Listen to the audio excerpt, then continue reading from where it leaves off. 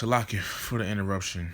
Oh man. Matthew 24:14. And this gospel of the kingdom shall be preached in all the world for a witness unto all nations, and then shall the end come. So Yahweh shall say, after this doctrine of Jesus will be preached in all the world, you know, once this truth be taught throughout the four corners of the world, then the end is going to come. All right. And we see the end happening. You know, we see the end about to really fully take place. Okay. You know, but Yahweh Shai even gave us signs to look out for. Once again, Matthew 24:3. And as he sat upon the Mount of Olives, the disciples came unto him privately, saying, Tell us, when shall these things be? And what shall be the sign of thy coming and of the end of the world? So the apostles, they was asking, the disciples, they were asking, asking Yahweh Shai, pretty much, when is, the end of E's rulership going to happen? What signs of your coming to look for? And Yahweh Shai said this, Matthew 24:4, and Yahweh Shai answered and said unto them, Take heed that no man deceive you, for many shall come in my name, saying, I am the anointed, because that word Christ in Hebrew is Hamashiach, which means anointed, or the anointed, all right? And shall deceive many. And you've had a lot of false, messiahs, people trying to claim they the Messiah, So that's another sign. Verse 6, ye shall hear of wars and rumors of wars, right? We heard of the Ukraine versus Russia. We heard about all these different wars, I remember even back further, you heard about China or something having war with Taiwan or something like that. I don't remember. All right, but we hear wars and rumors of wars, okay? But it says, see that ye be not troubled, for all these things must come to pass, but the end is not yet. All right?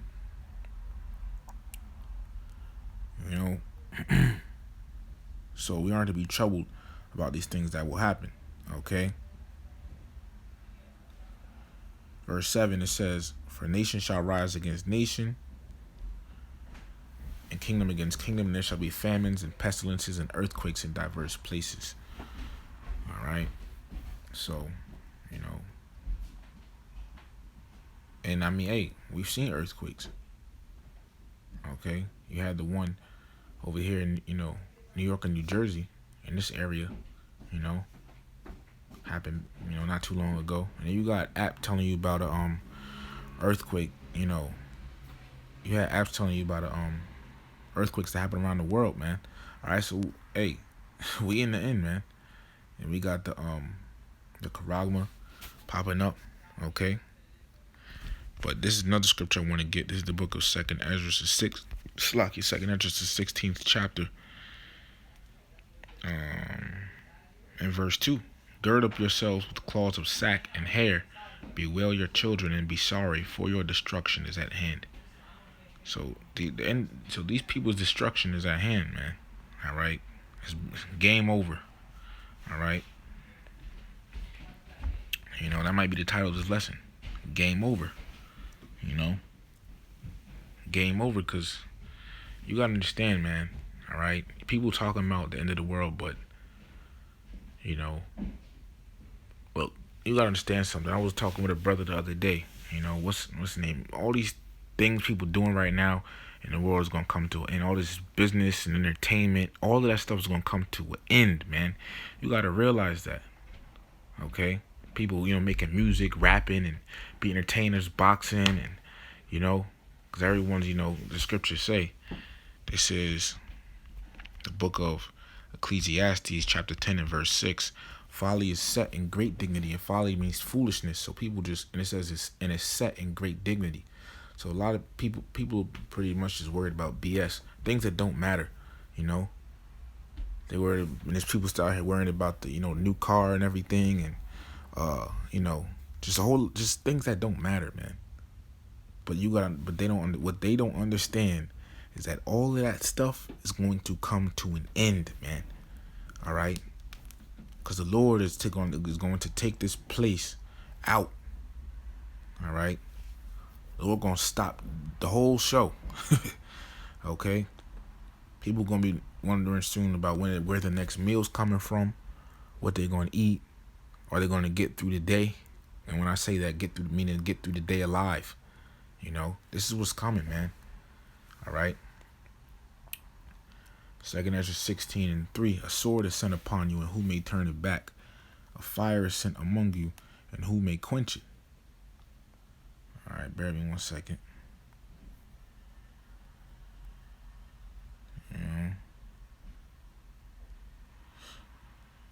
It says, verse 5, plagues are sent unto you, and what is he that may drive them away? May any man drive away an hungry lion in the wood? Or may anyone quench the fire and stubble when it hath begun to burn? So you seen a hungry lion, roaming around in the woods. Do you think you're going to be able to make him run away from you? Or you think you're going to be able to turn him away? Or if there was fire burning, you think, pretty much, Salakia,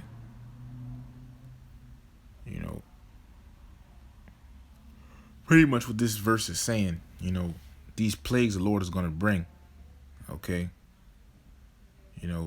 Or the destruction the Lord is going to bring, it's not going to be able to be turned away, all right?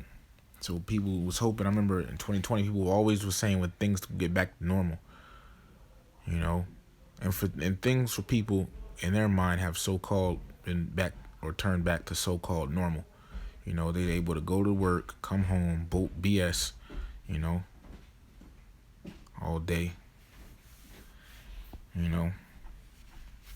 but it's going to get worse than it was in 2020. And they don't realize this. Verse 7, may one turn again the arrow that is shot of a strong archer. All right. These are rhetorical questions, so if you shot a bow and arrow, if someone shot a bow and arrow and the arrow was flying in the air, you can't make that arrow do a U-turn. There ain't no stopping it. It's going to hit its mark, Verse 8, the mighty Lord sendeth the plagues, and who is he that can drive them away? The Lord's going to, I'm telling you, man, the Lord's going to bring the heat. He's going to bring the heat, man. This year is the hopeful year of Jacob's trouble, And before the icing on the cake, which is nuclear missiles, happens, the different things that happen within Jacob's trouble has to occur first. This is the book of Jeremiah, chapter 30, and verse 7. Alas, for that day is great, so that none is like it. It is even the time of Jacob's trouble, but he shall be saved out of it. Right? The time of Jacob's trouble, man. In the Hebrew, it says something like trouble to Jacob, La Yaquab. All right? Yaquab is Jacob, and La means two. All right? Let me get another precept. This is the book of Daniel 12 and verse 1. And at that time shall Michael stand up, the great prince which standeth for the children of thy people. Right? Michael the archangel, in the Hebrew, Michael is Maya Ka'ala. All right? It says, Michael, at that time, Jacob's trouble, shall Michael stand up, the great prince which standeth for the children of thy people. So Michael's going to stand up to protect the elect during Jacob's trouble. And there shall be a time of trouble. There we go. You see, this is what we're coming into, Jacob's trouble, which is going to take place at the end of the world, the end of this age, all right? It says, and there shall be a time of trouble, such as never was since there was a nation, even to that same time. So this is going to be the worst period of time people have ever experienced on the planet Earth before. All right? There's never been a worse time than what we're about to come into. So for people to be questioning it and talking about it should tell you something. Their fears and things that they didn't expect is going to happen to them. And unless Yahweh Bahashim Yahweh Shai is with you, then you're grass. You're going to get mowed down like grass. It says, and at that time thy people shall be delivered, everyone that shall be found written in the book. Okay? So, but for people to be talking about, the end of the world, all right? That should tell you something. The end of the world is becoming normal conversation. And only the elect of Yahweh Bahashim Yahweh Shai are going to be protected, man. You see this picture, the Statue of Liberty, head on the ground. These different things just tell you that it's over. This devil's rulership is over. Babylon is over with. All these things are just over with, man. So The end of the world has become a normal conversation. See? But the Lord is going to protect his elect. Best believe it. And we got to wait till that charagma become made mandatory. All right? But you know, just going into things. All right? Just people talking about it. They could feel it. And Jake, it's over for you. So I'll end it with this. This is the book, 2/3 of Jake, majority of Jake. This is the book of Ezekiel. Oh, by the way, actually, no, I don't want to end it real just yet, because it mentioned nuclear war. Well, scriptures talk about it. This is the book of Isaiah 9:5. For every battle of the warrior is with confused noise and garments rolled in blood. Because back in the ancient world, that's how wars were fought. Okay, wars were fought, with people, screaming and running, swords banging against each other and on shields and everything, literally garments rolled in blood. Okay, but it says, but this shall be with burning and fuel of fire, right? That nuclear fire, man. So this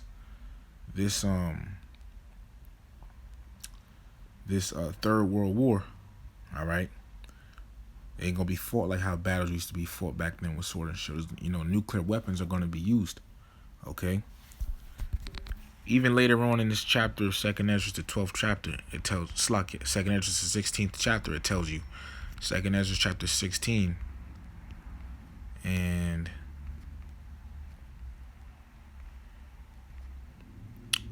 verse 12, starting verse 12 to verse 13. The earth quaketh in the foundations thereof. The earth shall reel to and fro like a drunkard. And that word reel in Isaiah 24:20 means to shake. And what's going to cause the earth to shake? The nuclear missiles. The earth says the earth quaketh in the foundations thereof. The sea ariseth up with waves from the deep, and the waves of it are troubled, and the fishes thereof also, before the Lord and before the glory of his power. Verse 13. For strong is his right hand that bendeth the bow. And the bow is talking about the nuclear silos. It says, his arrows that he shooteth are sharp. And the arrows is talking about the nuclear missiles. Because out of those silos come the nuclear missiles. All right? So think about it. You bow and arrow. What do you put in the bow and arrow? An arrow. What do you put in the bow? An arrow. All right? And what do you put in a nuclear silo? A missile. A nuclear silo is literally. I'll put it on your. I'll show you. It's literally like a hole that the nuclear missile sits in. Nuclear silo.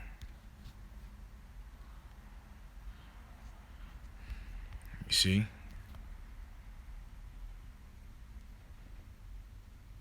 This is like what a silo would be, where the nuclear missile is at.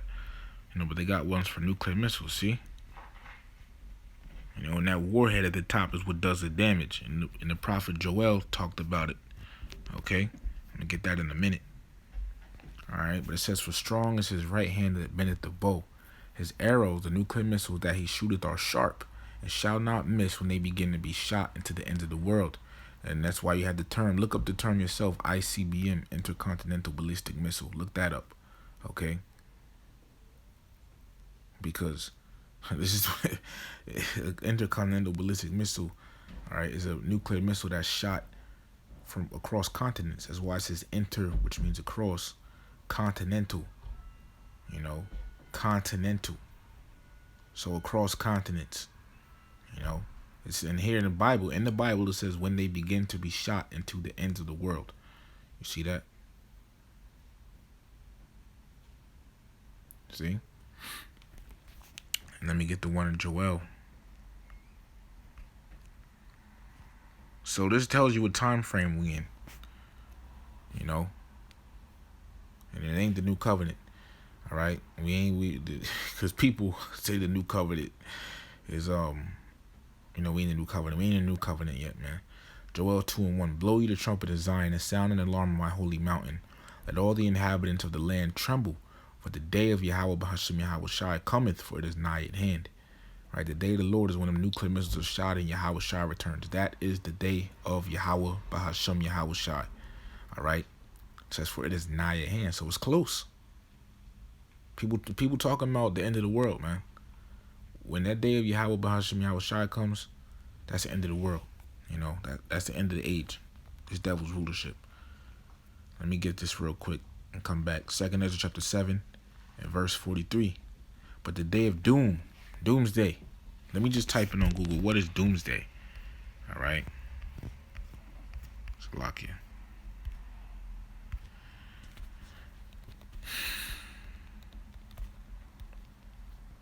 Doomsday says the last day of the world's existence. Yeah, the last day of this devil's rulership.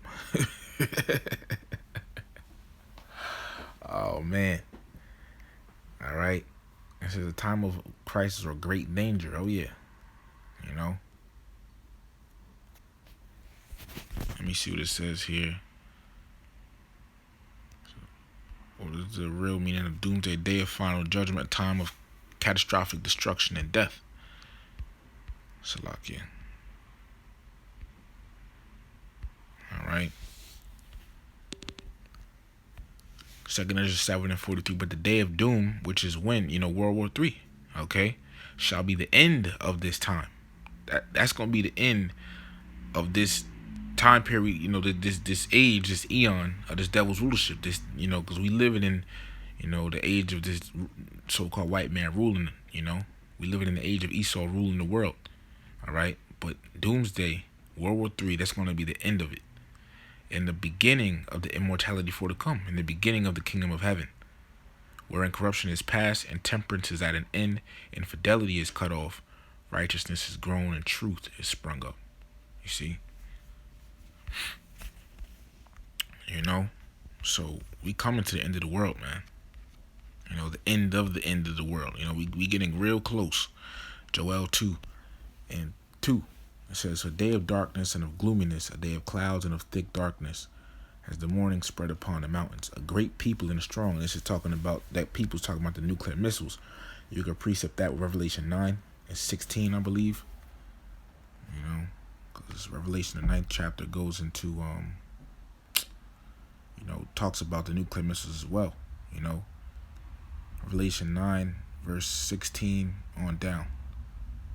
Specifically Revelation 9, verses 16. Just read from Revelation 9, verse 16 on down.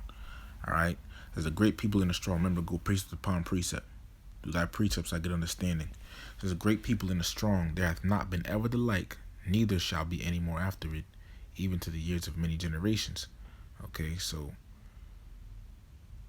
there hath not been ever the like, neither shall be any more after it, even to the years of many generations. So these nuclear missiles is pretty much saying that these nuclear missiles were made to be used once, and after that, never again. All right? Never again after that. It says, neither there hath not been ever the like, neither shall be any more after it, even to the years of many generations. Verse 3, a fire devoureth before them. Talking about the warhead. Look up what a nuclear warhead is, because that's really where the fire comes from.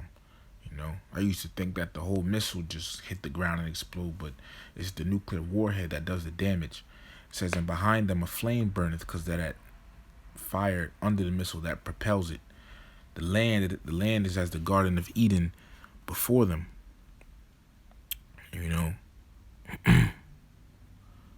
So pretty much before the missiles hit America, it's just like pretty much like a regular day. Cars going down the street, people walking around, business as usual. So the land is as the Garden of Eden before them, before the missiles hit, and behind them a desolate wilderness. Meaning after the nuclear missiles hit, a desolate wilderness. Because after the nuclear missiles hit, it's gonna just be a straight desert, man. That's the future of America. You want to see the future of America? I'm about to show you.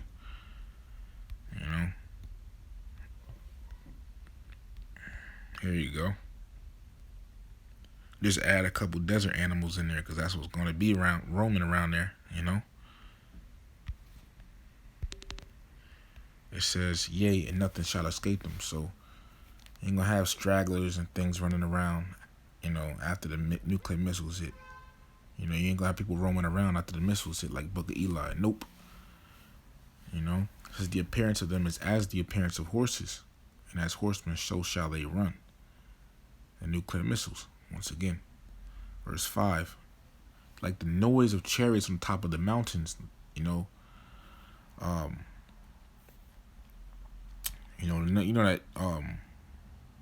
noise that when the nuclear missiles are being shot through the air, you know. It's like, that just look it up on YouTube. It says like the noise of chariots on the tops of mountains shall they leap, and that leap is talking about when they go up, and come back down. This is talking about the nuclear missiles, like the noise of a flame of fire that devoureth the stubble. It says, as a strong people set in battle array. So that should tell you, it's not talking about actual men. It says, as a strong people set in battle array. Another word for comparing something with like or as is a simile. You see, scriptures are written like this. All right. Verse 6: before their face, before the this is before their face, the people shall be much pained. All faces shall gather blackness. All right, because and I'm gonna precept this actually. This is the book of Isaiah. Where is it? Isaiah the 13th chapter, and verses 7 through 8. Therefore shall all hands be faint, and every man's heart shall melt, and they shall be afraid. Pangs and sorrows shall take hold of them. They shall be in pain as a woman that travaileth. They shall be amazed one at another. Their faces shall be as flames. So when people see these nuclear missiles, all right, what they're gonna do is they're gonna be afraid. Pretty much what it's saying. They're gonna be afraid. Okay. Joel 2 and 7. They shall run like mighty men of war. It says they shall run like mighty men.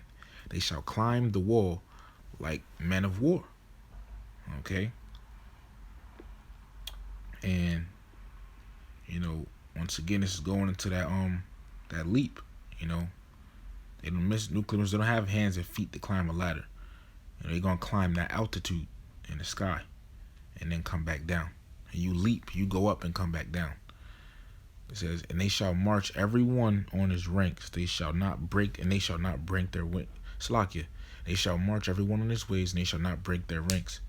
Meaning the missiles ain't gonna run into or collide into each other. They're gonna be a perfect order coming to destroy America. This is the destruction of America we talking about, man. All right. Which when this day comes, this is the day. This is telling you the day of the Lord.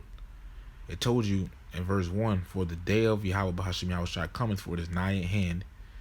All right. Then it doesn't have a period. All right. So it doesn't stop the sentence. Then in verse 2 it says, a day of darkness and of gloominess. So it tells you about it. It continues to tell you about this day of the Lord. All right. So this is the day of the Lord we speaking of, and when this comes, Yahweh Shai is going to be, Yahweh Shai is going to beam up his elect. All right. Joel 2 and 8. Neither shall one thrust another. They shall walk every one in his path. When they fall upon the sword, they shall not be wounded. Yeah, when they fall upon the sword, they shall not be wounded. All right, because pretty much what it's saying is America's missile defense systems ain't gonna work against the nuclear missiles, man. It ain't gonna work. Verse 9. They shall run to and fro in the city. They shall run upon the wall. They shall climb up upon the houses. And the city is talking about America. All right, it says they shall climb up upon the houses. They shall enter in at the windows like a thief. Verse 10. The earth shall quake before them. The heavens shall tremble. The sun and the moon shall be dark, and the stars shall withdraw their shining. All right.